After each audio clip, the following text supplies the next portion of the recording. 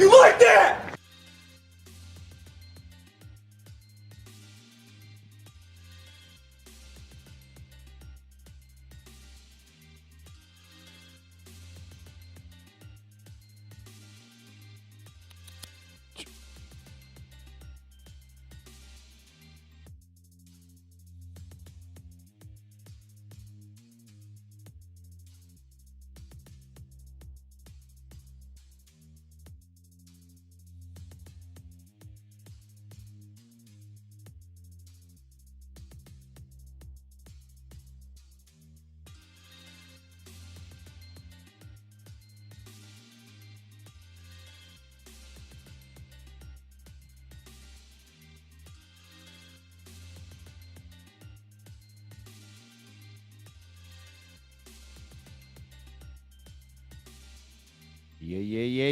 Yeah. Welcome back to the Villain Report, where we don't sugarcoat a damn thing. I am the 313 villain, Russell Wayne, the UDFA of sports podcasting. No draft hype, no silver spoon, no handshakes from the big networks, just like an undrafted dog or an undrafted lion. Little lion cub clawing for a roster spot. I wasn't wanted in this game, but I showed up. Every show is a fight for respect. Every word is a rep in the trenches. You don't have to like me, but you're gonna feel me. The Detroit Lions just put a beat down on Cleveland, and nothing left but burnt helmets and broken dreams behind 34-10. A straight mugging in broad daylight. This wasn't just a win, it was a statement. And the Lions aren't just playing football, they're dictating the terms. And while we're celebrating a victory, we also got to look at all the nerdy PFF stats. That's right, the numbers. It's PFF Tuesday. We're going to talk about injury updates. We're going to talk about whatever you want to talk about by putting your questions, comments, and concerns into the comments. This episode is brought to you by Fanatics.com. That's right. If you bleed Honolulu blue, if you're rocking with the 313, then you need to gear up like the real one over at Fanatics, our official merch partner. I'm talking official Lions jerseys, blackout hoodies, throwback Tigers gear, WWE gear, Red Wings drip so icy it should come with a Zamboni. So here's what you do. You click that link in the comments, save up to 25% off of your order. Every click supports the channel, the page, and lets the world know that Detroit fans do it bigger. They do it better. Villain Squad don't do knockoffs. We do official. We do Fanatics. Get yours.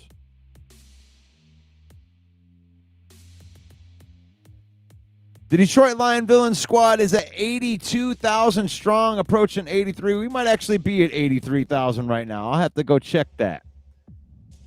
Climbing fast. Help us storm the gates of 100,000 followers. Hit that subscribe button. We're approaching 1,000 subscribers on our YouTube channel. Hit that subscribe button. Hit that like button. Hit that share button. Comment. Let me know how you feel about the Detroit Lions or 313. Are you a fan of 313 sports? That includes the Detroit Tigers. Because it's faith, family, and football on this show. We do it in that order. We put our faith first, family, and then football. Because we use football. We use football to create memories and spend time with our family. We don't let football use us. And it's PFF Tuesday. Let's get to it. Good morning, everybody.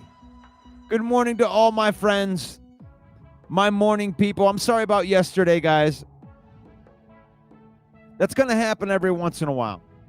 I have an autistic son, and sometimes things happen, and if it's impossible for me to do my show in the morning, I'll get to it. I'm going to try to do it in the afternoon like I did yesterday. And actually, I like that afternoon show every once in a while. So just be prepared. And I know that you can watch it on the replay. And any way you watch it, whether you're watching it right now or you're watching it sometime later on today, I appreciate you. Thank you for hitting those like buttons. Thank you for being in the comments. Like Dwayne, what's up, buddy? You like that? Good morning, brother. Good morning, Rick C. He was the first one in the house. By the power of Ra. We have Davey in the house. What's up? You like that? Hell yeah. Maurice and Moyes. JN Moyes. What's up? Go Lions. You like that? Good to see you in here. Chad's in the house. What's up, buddy? You like that? Mark Orlando's in the house. What's up, buddy? You like that? You like that? Chance is in the house. What's up? By the power of Ra. By the power of Ra. Well, welcome to PFF Tuesday. I want to get one of my other drops in here. Hold on one second. I want to.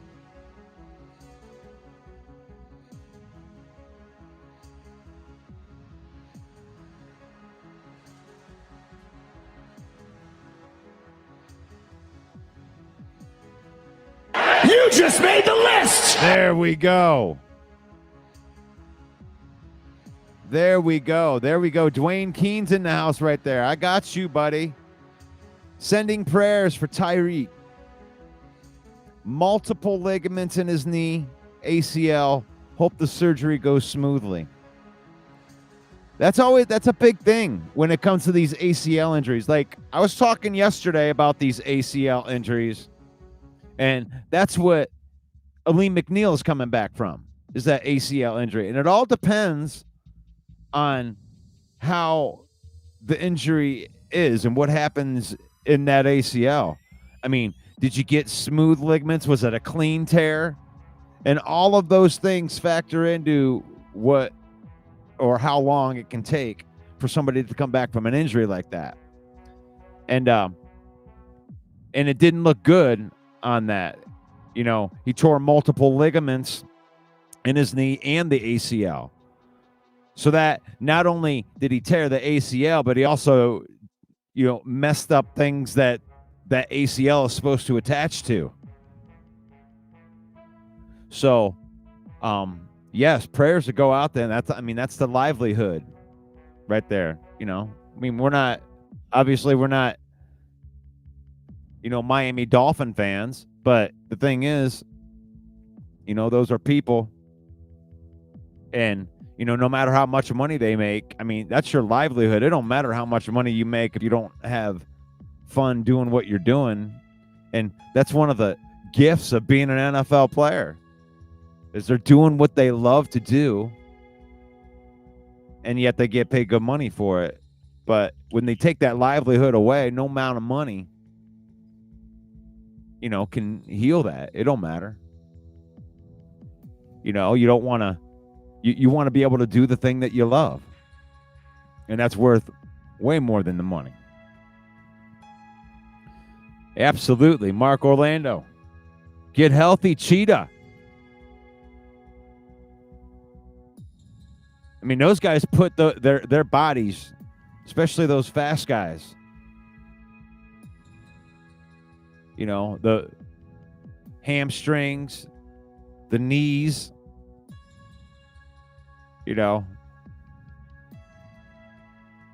they do that at such a high level. That's why you see so many of those really fast players get injured. Lots of hamstring injuries.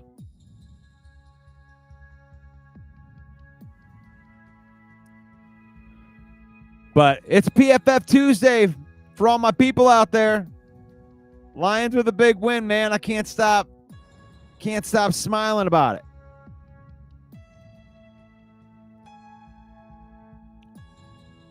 The Lion Billing report right there, 34-10. Yesterday we did our Overreaction Monday show, because it is always an overreaction, isn't it? Every time they have a game, it doesn't matter whether they win or whether they win, we're going to the Super Bowl, baby. You know, you're seeing all of the good things with this team. Oh, wow. Everything's working. Feels great. We're on our way. And if they lose, it's like, yeah, fire everybody. Oh my God, you see? Brad Holmes should have listened to me. I've been a Lions fan forever, but I'm not negative. I'm realistic. You see, they lost the game because Brad Holmes should have listened to me. Shut up. Be quiet. Just sip on your Slurpee. Go back over there. Keep your mouth shut. Let these things play out. It's like we have every right to believe that this team could be really, really good and win the Super Bowl. You can see it. And these guys, the ones that want to overanalyze, well, they've moved that goalpost all the way to the Super Bowl. And he can sit there with that stupid look on his face, and he's moved the goalpost all the way to the Super Bowl, which means that if you believe in the Lions, you got to go win the Super Bowl, or, you know, you get another timeout. And I feel that way too. You know, if the Lions don't win the Super Bowl this year, I'm going to go take my timeout. Go take your timeout, Russ. Go take your timeout, villain. Go sit down for a while. You talked all that crap, and you didn't get it done. And then this guy's going to pop up because he has to go all the way. Yeah, you should have listened to me. You could have won the Super Bowl if you would have listened to me. You don't want that guy coming around, running his mouth. But that goalpost has been moved all the way to the Super Bowl. You know, 3 years ago, it was win a playoff game. When you ever going to win a playoff game? Oh, when you ever going to win the division? You ain't won the division since blah, blah, blah, blah. You ain't won a playoff game, blah, blah, blah, blah. And slowly but surely, they've been knocking all those off. And now it's Super Bowl or bust. That's what Super Bowl or bust means. When you have a competitive team, there's only one game that really matters. It's almost like we got to get through the entire regular season, because none of this regular season does matter except for winning enough games to get into the playoffs. I don't care about winning a bye. I'll play an extra game. It doesn't matter. I just get us into the dance. Get us into the playoffs, and then you have your opportunity. You got to win games there. That's where Lions' expectations have moved to. You know, these get the regular season games are fun. I like winning that game. It feels good, doesn't it? It feels good, but it doesn't mean nothing other than the fact that it's another game closer to making it into the playoffs to play games that mean something.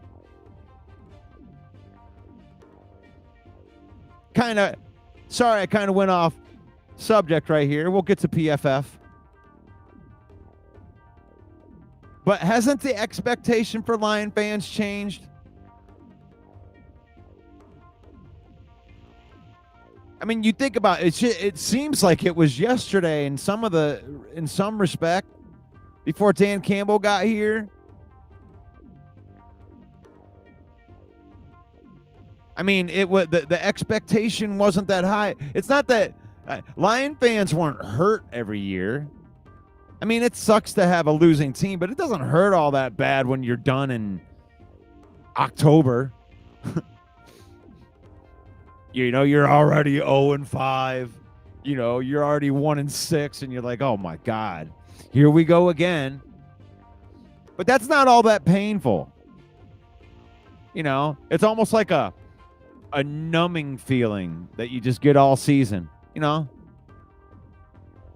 Now, my crew, we watch every game no matter what, beginning to end, no matter how good the team is. But it's like a numbing feeling. But now it's different. Now we get a chance. Now we don't have to feel nothing anymore. It's not a nothing feel, but sometimes it's awful. It's way worse to lose in the NFC Championship game than it is to lose 13 games in a season. I can handle losing 13 games in a season. Here we go again. Whatever. Right? That guy comes back out. He comes back out. Brad Holmes should have listened to me. That's why you went 3-13. He should have just drafted all of the guys I had in my draft pool, and then you would be good and awesome.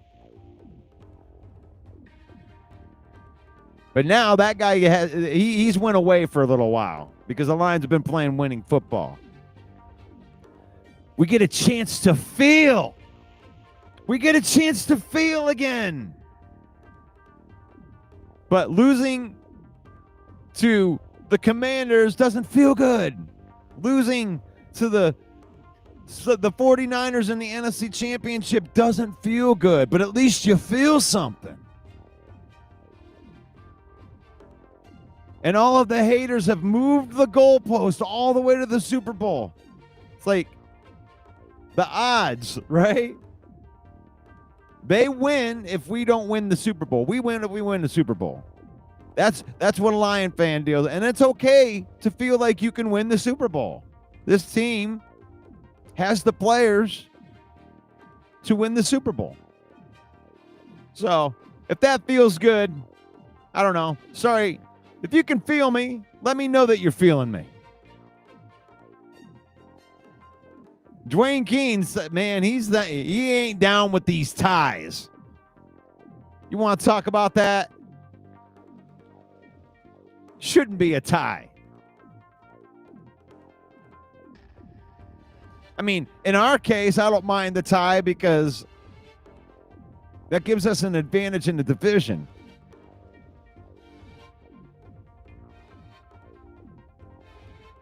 Because they didn't win.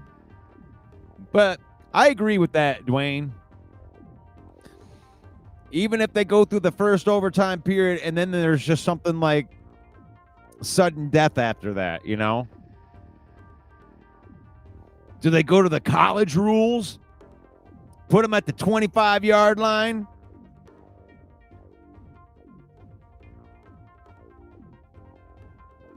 Over and over again, we're going to have a winner. We're going to keep going from the 25.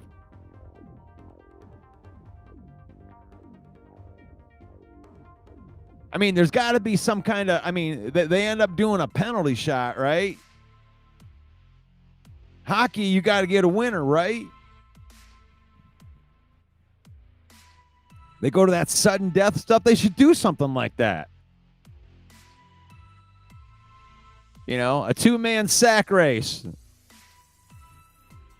got to work as a team. The winner wins the game. What do they do? What do you do? What do you propose that they do? That's the question that Dwayne has. And this is the truth. You should never be a tie. I agree with that. You like that? I like that. There shouldn't be a tie. But if there's no tie, then what is it? What do they do? How do you break that tie? Do you just keep doing overtimes? You do another overtime until there's a winner? You know, or is it just the next score? You know, after they both scored and tied, maybe it's just the next score wins.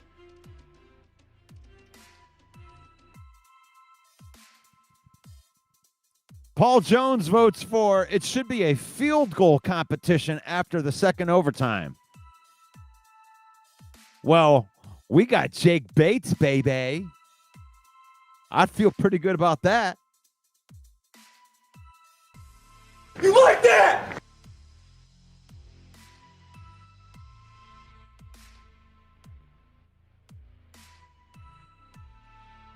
Mark Orlando says a tie is like a game eraser. There's some truth in that. I mean, that's why they play the game. I mean, how awful. I mean, I think about the Green Bay Packer fan that drives from Green Bay, Wisconsin. And there was somebody that did this. Drives from Green Bay all the way down to Texas. Stays the night, maybe parties a little bit in Texas. Gets up, stays all day in Texas. And then goes to the game. To a game that goes to overtime. It's an epic game. Maybe one of the best games of the season. Back and forth, back and forth. It just feels good. And then you're like, you get to the end and they're like, 40-40. Glad you had fun.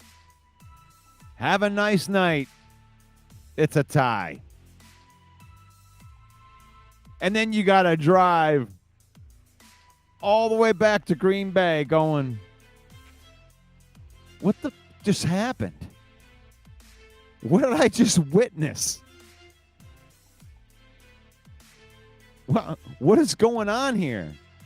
I just spent $250 a ticket. Drove 75 hours for a tie? I don't know if I should feel good. We didn't lose, but we didn't win. I mean, what just happened to my money? What did I do? I went to Texas. And now I went home, and I don't know what the hell just happened.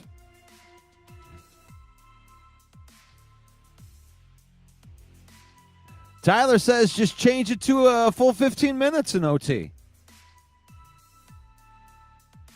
No, but how do you work the rule, though? I mean, there's got to be a definitive winner. They can't just keep going back and forth. Is it? You know, you got each team now gets a chance, regardless of what happens. So now, you know, but then once each team gets a chance, it should be the next score at that point. That would be the determining factor. I mean, I like that idea right there.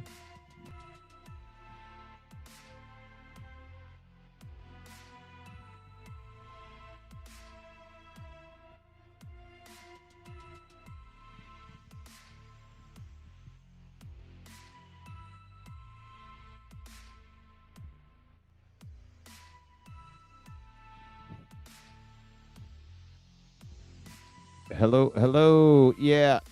Okay, my mic is still on. It's my camera.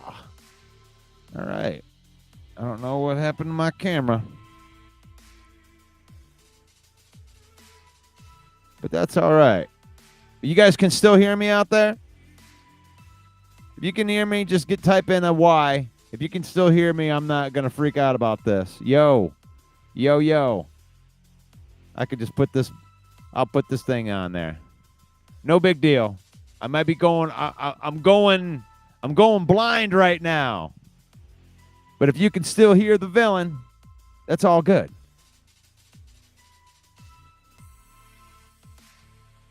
Yes. Thank you guys. I appreciate that. I don't know what happened to my camera went out. You don't need to see my ugly mug anyway. It's all right. It's all right. We're going to get into this PFF stuff anyway. And what I can do, instead of you having to look at my ugly mug, I can put these PFF grades on here instead. There you go. Here's our PFF numbers for our offense. And this is why I don't like PFF, man. It's like I'm disappointed because I look down there and, yeah, you got Penei Sewell, Amon-Ra St. Brown, Graham Glasgow. Good job in the middle. Excellent. Jared Goff. These aren't great scores, honestly. The top 5 players, I'll put Sam Laporta in there as the top 5 player because Sailor's only played 4 snaps. So the top 5 being Penei Sewell, Amon-Ra St. Brown, Graham Glasgow, Jared Goff, and Sam Laporta. But down at the bottom, you got Christian Mahogany, Taylor Decker, David Montgomery, Tate Ratledge, and Jamison Williams. Not grading out well.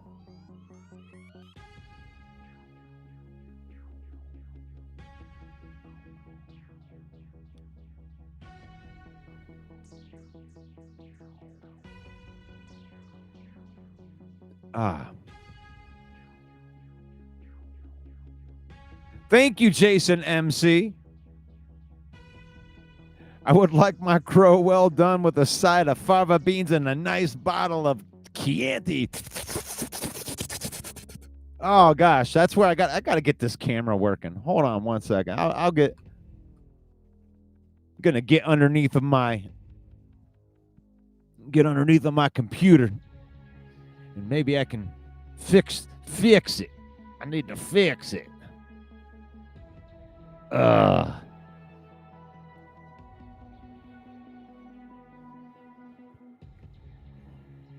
But I appreciate you, Jason.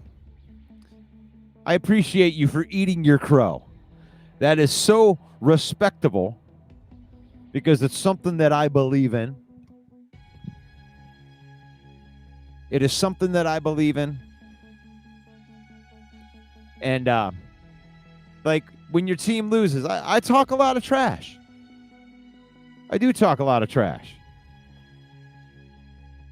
And when my trash talking doesn't work out for me, think I got this fixed? Yeah, all right.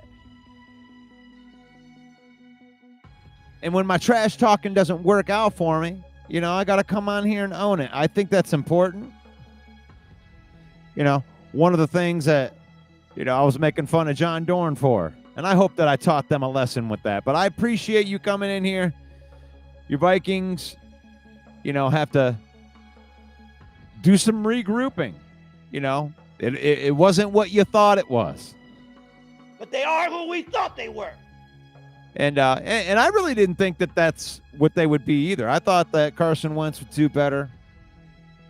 You got the good playmakers over there, but for some reason it just isn't working out this year. That was something that we were talking about yesterday.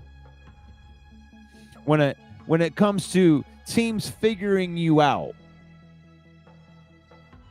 The Green Bay Packers, I believe that their defense got figured out. They got exposed by Dak Prescott. Some nice catches. But they exposed some things on that defense. Now, that doesn't mean this is not a troll. It's just something that all teams have to go through during the course of a season, sometimes multiple times. But you get things that are working for you on offense or defense, and NFL teams are so good that they figure it out. They figure out how you're attacking them, and they put a stop to it. The defenses are so good that they can manipulate their defenses, and then they'll stop doing what was working for you all of the time. And then you have to figure it out. The great teams figure out what people are doing against them, what they did to stop them, and then they make the adjustment. Some teams never do that. But right now, I believe Green Bay and Minnesota had some things that were working defensively for them on a regular basis. They could count on it. And slowly but surely, NFL defenses and offenses, they start to figure that out. So the question will be, can Minnesota make the adjustment now?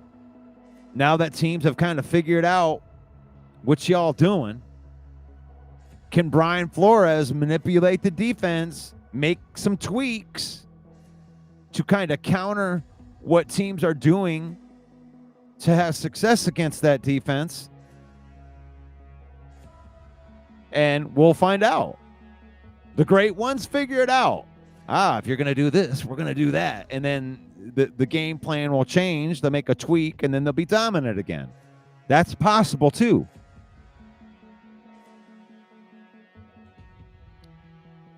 Go look at what the Lions did. Like the first week when the sky was falling, to me, the sky wasn't falling. For one, we went 1-6. It took Ben Johnson like 8 games to start getting that offense together before the Lions were playing winning football.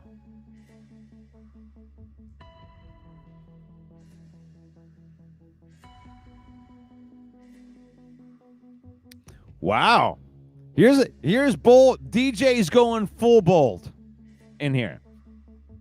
Well, Villain Squad, we seen how the NFC North is shaken out. LOL, Green Bay doesn't have a competent coach, and the Lions are head and shoulders above everyone else. I need more information yet, DJ. I agree with your take. I think it took the Lions a couple weeks with that offensive line, but this is a night and day offensive line from what it was week 1. Our young guys are starting to figure it out. I looked at these scores, man. I don't know. Sometimes I don't think PFF does justice for offensive linemen because I watched the game. And I watched Tate Ratledge be very good in that game at times. So I think that they're getting negatively hit on this because they did get some penalties in that game. And I think that PFF grades penalties pretty hard. And there were a handful of penalties in there with the false start variety and whatnot. But against that defensive line, against that defense, I think that offensive line is ascending in a very, very fast way. But I don't agree with you, DJ, about LaFleur not being a good coach. I think LaFleur is a really good coach. But we'll see, because you could be right, because I watched Dallas expose that defense. I watched Dallas expose that defense for what it is. Now, I think LaFleur's good enough that they're going to change it around. Halfley's got his shit together over there. You see how people are beating you, and, you're going to shore up those holes.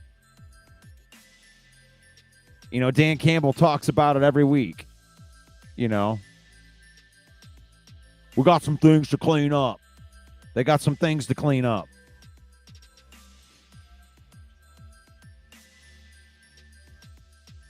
DJ says you can't blow the Cleveland game and basically blow the Cowboys game. You can't kick the ball in overtime to Dallas when you can't stop them all day. It doesn't add up. Micah is okay, but $50 million.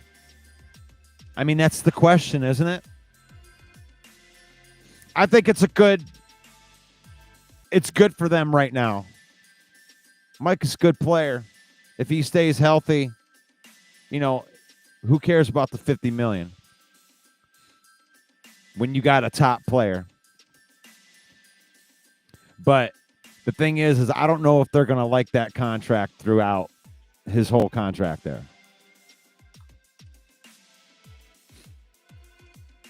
I mean, you still got Jordan Love on that team. And Jordan Love actually played pretty good in that game.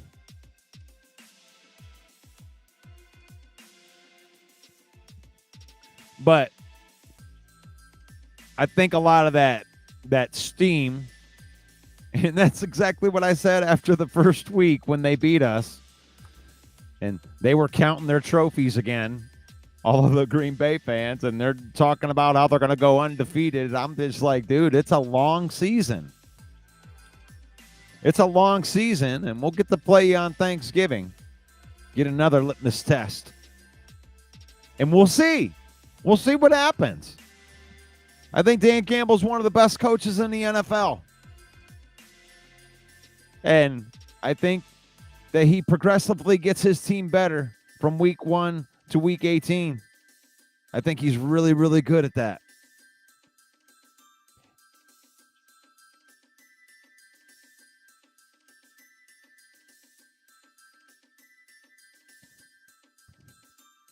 Chance says, hey, he's not making $50 million impact. As a Lions fan, I love the trade because it looks like a desperate reach to be in contention, into the contention talks. I don't believe Green Bay as a team that's going to make it very far. And I agree with that. But we have to be on the wait and see, right? I can say that with a little bit of confidence right there, that Brad Holmes, I think, is going to look really, really smart when it comes to the next couple years and how it's viewed. People look at everything in a vacuum. I noticed that with a lot of the national media, and everything gets looked at from a week to week and micromanaged on a week-by-week basis. We see it. We see it on all of the major networks and stuff. And I think that they should do that. You got to look at it in a vacuum. I mean, you got to capitalize off the knee-jerk reaction. But when you look at the whole thing, at the end of this season, whether the Lions win or whether the Lions lose, Brad Holmes is going to look really, really good by the end of this. By not going out and doing this Micah Parsons stuff, spending $40 million a year on a guy that hasn't been here. He hasn't been in the culture, not taking chances like that. And the reason they're going to say that Brad Holmes is a genius with this is because he didn't do that. They're going to re-sign every single one of those players that we think we have to make choices on. When they signed Jameson Williams and I saw the way that contract played out on Over the Cap, it became very clear to me that they're not letting any of these guys go. Don't tell me I got to make a choice between Brian Branch and Laporta or Gibbs. They're signing all of them. All of them. They'll sign Jack Campbell. They'll sign Brian Branch. They'll sign Aidan Hutchinson. They'll sign Gibbs. They'll sign all of them. Mark my words. Fight me on it. Don't tell me I got to make a choice because I don't got to make a choice. We're signing all of them. Give me my picks back, all of them.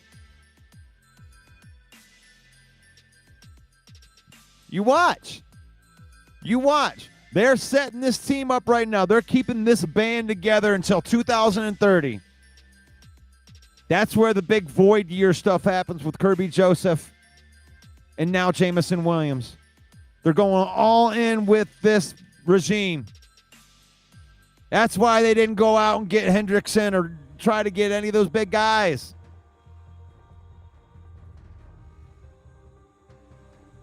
I mean, you think they would have had to make a choice if they brought in Parsons?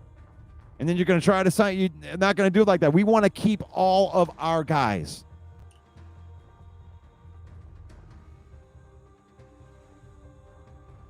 Hutch, Laporta, Branch, Jack Campbell, all of them. We're not making choices. Miss me with they'll never be able to get it because they'll do it. You watch.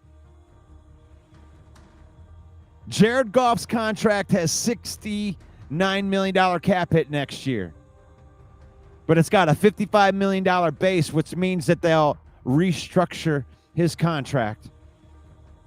Free up whatever needs that they need. Sewell will put more years on his contract and lower the number.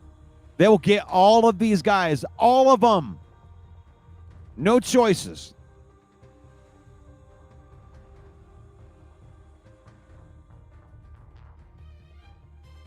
So that's my bold take on that. You're not going to hear me say, oh, they're not going to be able to, they're going to have to choose between brands. What are they going to do? They should be just going all in right now. They were going to lose one of these guys anyway. Shut up with that. I mean, you're literally witnessing the Philadelphia Eagles do it year after year. They're kicking that can down the road using all that dead cat money. Yeah, they're going to be screwed in like 2030, but who cares? Sign your guys.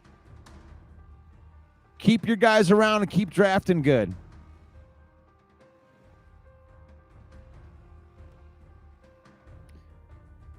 So let's get in here and look at some more of these. Right? Let's look at that. I know I hate the way that this is set up for the offensive lineman right there. I'm sorry. The villain thinks PFF sucks this week because Tate Ratledge did not play at a 45 clip. I don't care. You don't know what you're talking. I don't know what you're watching. These are numbers based on I have no idea what you're even looking at. Didn't give up any sacks. And you're going to say that he's got a 39.2 pass blocking? No sacks. No sacks for Decker, 25.9. No sacks. Christian Mahogany, 56.6. No sacks. You know, so I don't know about that. I'm not feeling them on offense. I thought that we played better than that. Maybe just limited snaps or whatever. But on defense, check out Aidan Hutchinson.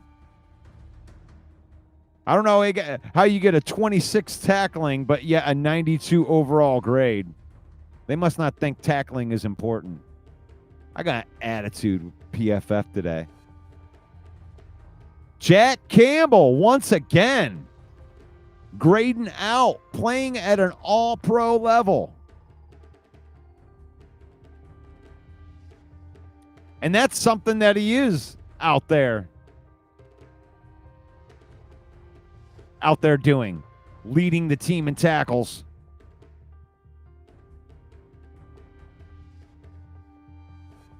You got 2 hurries.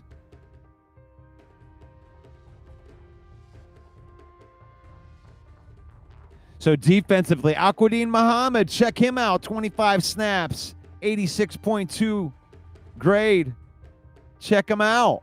Trevor Nowaski.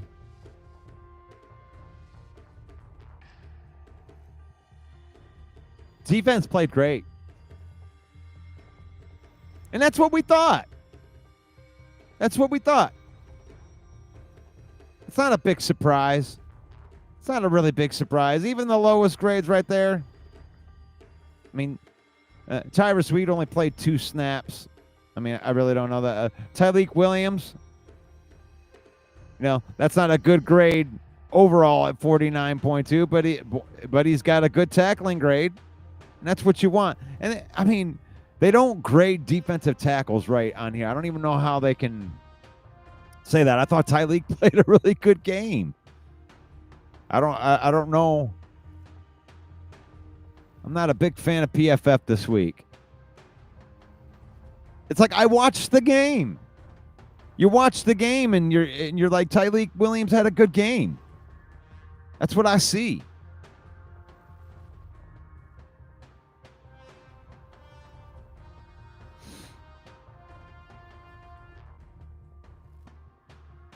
DJ says that PFF is a made-up farce. It's stupid, LOL, but I guess we can use it. Got an attitude with it. I've been doing the PFF Tuesdays for a couple years. Sometimes it tells a story. Sometimes it backs up what your eyes are seeing.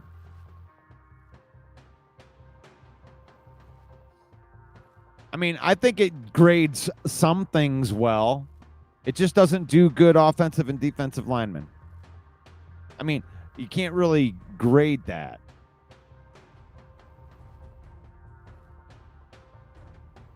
I mean, as far as a defensive lineman go, is there a stat that says, hey, I'm going to hold up 2 people?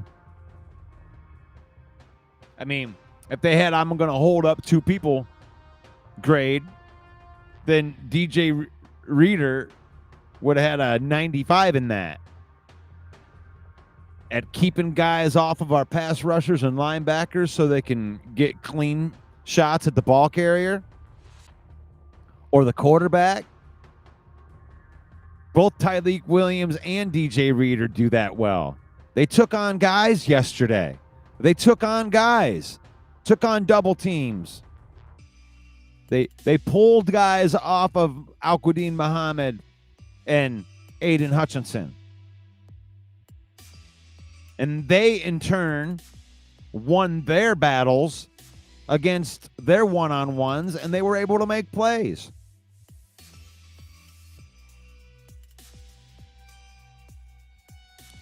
Rick C says, PFF equals pretend football facts. Hey, I don't have to do PFF Tuesdays. I just, it gives you a talking point. I'm definitely not married to PFF all that much. I am disgusted with how they're not grading out Tate Ratledge better than that. I mean, I actually threw up a post on my page of a run, or one of the long runs by Jahmyr Gibbs. And you see him, coming around the tackle right there. But who do you see right out in front? Big old number, mullet flying out of the back of the helmet, Tate Ratledge, clearing away, destroying guys on the perimeter, allowing Jahmyr Gibbs to get like another 15 yards. I mean, where's the grade on that? 49? 49 for that? Out of here. Get out of here with that. Tate Ratledge had a great game. It's almost like you should get a better PFF grade judging by the player that you're playing against, too.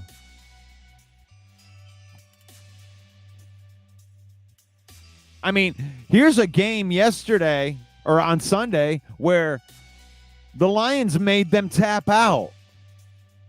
They put him in the crippler crossface. Rinse back on it. We tap out. We're going to put in Dylan Gabriel. We're going to let him hand the ball off. Please, no more punishment, Lions. We made him tap out. We're going to put the back ends. Paul Jones believes that the mullet makes him faster. What do you think about that? Do you think the mullet gives him like superhuman strength? I wouldn't know, man. I was trying to grow my mullet out and it doesn't work for me. That must be like the strength of Samson. Like in the Bible. Don't cut his hair.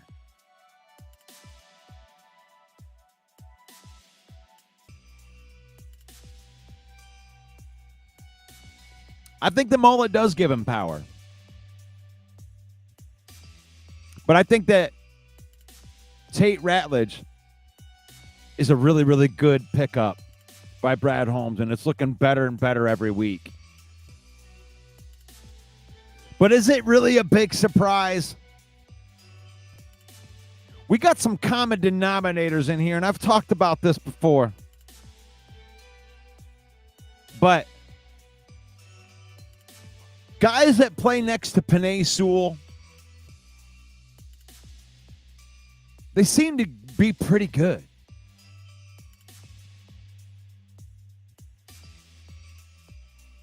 You know, Penei Sewell in 2022, Graham Glasgow had a career year. And then you move Glasgow to the left side, and then in walks in Kevin Zeitler, and he plays next to Penei Sewell. Career year. And then you let Zeitler go. Why in the world would you ever let Zeitler go? Draft Tate Ratledge. You stick him right next to Penei Sewell. And it seems like Tate Ratledge is going to be the best of the three. The more and more he gets accustomed, he gets to be next to Penei Sewell. And he's going to have himself, well, it's his rookie year. So obviously he's going to have a career year. But he's going to fit right in there. And like Paul Jones says, the mullet makes him faster. So I have full confidence in Tate Ratledge, Christian Mahogany, Graham Glasgow in the middle. And even if it was shady at the beginning of the season, it isn't anymore. I have full confidence in it because it's Hank Fraley, guys. Shout out to Hank Fraley for being the best offensive line coach in the NFL. As we get to watch these young offensive linemen just blossom into the beasts that they can be. And they'll be on rookie contracts, which is going to be very, very helpful going forward as we take a couple nice big chops at trying to win a Lombardi trophy and bring it to Detroit. And you make the 3-1-3 villain happy.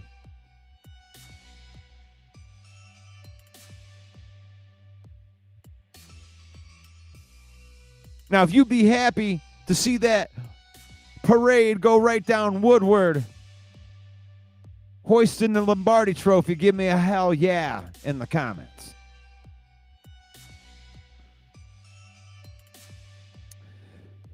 This is the 313 Villain Report. That's right, it's PFF Tuesday. We went over the nerdy numbers. Talked about this Lions victory over the Cleveland Browns, 34-10. Lions moved to 3-1 on the season. This episode of Villain Report is brought to you by Fanatics.com. Yeah. If you bleed 313, if you're rocking with the Honolulu Blue, then you need to gear up like the real one over at our Fanatics, our official merch partner. I'm talking Lions jerseys, blackout hoodies, throwback Tigers gear, WWE gear, Red Wings drip so icy that it should come with a Zamboni. You like that? Now, here's what you do. You click the link in the description. Save up to 25% off of your order. Every click supports the channel, the page, and lets the world know that Detroit fans do it bigger. We do it better. Villain Squad don't do knockoffs. We do real. We do Fanatics. Get yours. And invite you over. Connect with me on all social media platforms. So Facebook, YouTube, X, TikTok, wherever you scroll, the villain rolls. Because it's faith, family, and then football. In that order. We use football to spend time with our families. Create memories. We don't let football use us. That's right. Injury updates. Injury updates is that DJ Reed might take a little bit longer. They're trying to decide whether to put him on injured reserve, so that tells me that we're looking at, in the neighborhood of 5 weeks with that. With Terrion Arnold, it seems like that's going to be a little bit faster. Probably won't have him this week, but we could probably have him the week after that from what it has said. And then the big news being that they're contemplating starting the clock on Aleem McNeil, which is fantastic news. That doesn't mean that he's going to play this week, but it means that he's going to play within the next 3 weeks from whenever they start his clock. And from what it sounds like is all of the rehab is done, and he's just got to go out there and get hit. Get out there and get real practice in. So that's going to make me happy. Getting Aleem McNeil back early. He's worked hard to get back. And I feel confident that they're not going to put him out there too early.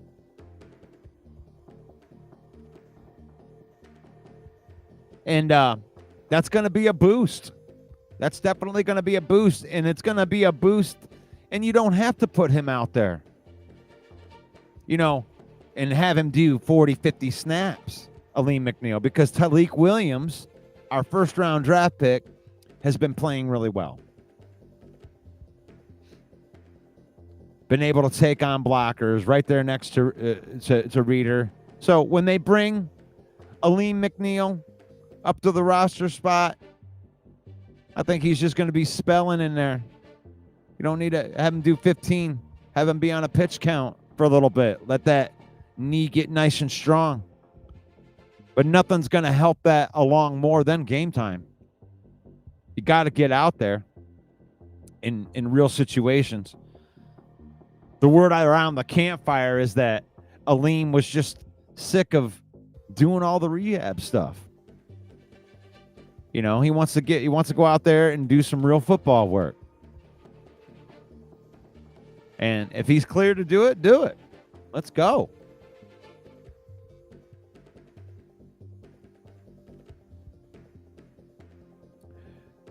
Central Scrutinizer says, no talking Super Bowl until you're in the game. Faith, family, football. Let's go Lions. See, that's where we're different. That's where we're different. We deserve to be able to talk about it because our team's one of the best teams. And I'm willing to be wrong and come up here, but I'm not going to cower behind the thought of I'm not waiting until the very, very last second and popping my head out and going, oh, I'm happy too. Hell no. I'm talking Super Bowl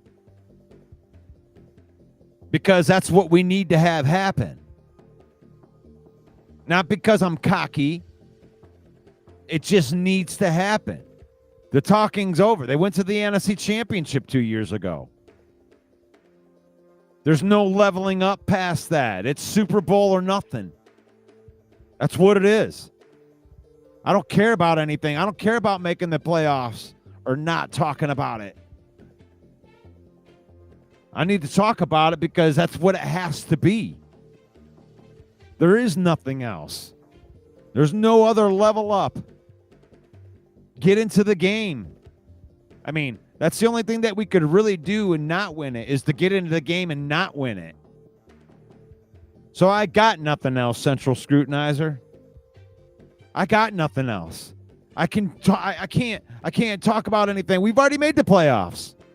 We already made the playoffs. We made the playoffs 2 years in a row. I don't care about making the playoffs. Playoffs? I need a Super Bowl or the season is a complete failure. Complete failure. It's Super Bowl or bust.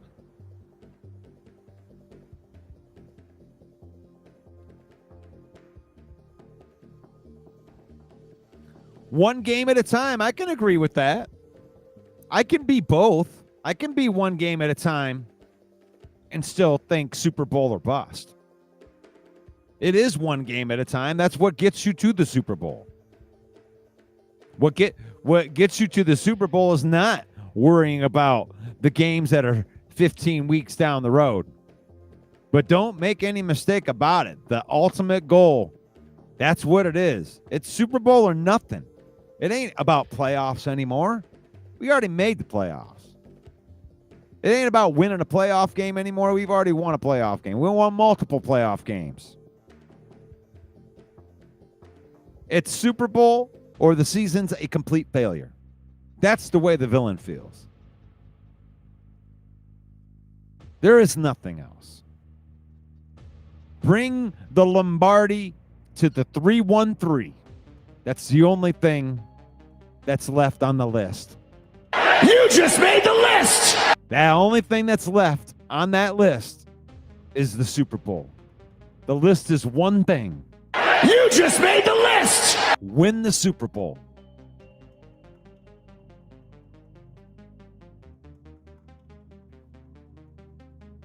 Everything else on the way there is just a foregone conclusion. It has to be that. I don't want any of them to have those season-ending injuries. I don't want any more excuses this year. One thing left to prove.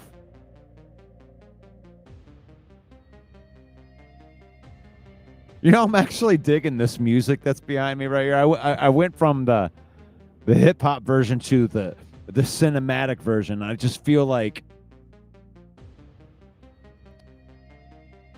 you know, as the Lions triumphantly went down the field, all hope had been seemed to be lost. But then Jared Goff, from the depth of despair, he pulled out one more miraculous throw, which was brought down by the sun god, Amon-Ra St. Brown. And they were able to emerge victorious. Victory was to be had. Forward down the field. A Lions team that would not yield. And when the blue and silver wave, oh, they would stand and cheer the brave. Go hard, win the game. With honor, you would keep your fame. Down the field and gain a Lions victory. Fits, you know, it fits with the epic music, in my opinion. Everybody needs a little bit of drama in their life. And I would like to thank all of my constituents in the comments, like the Central Scrutinizer, Davey, Dale, Rick C, Mark Orlando. You just made the list!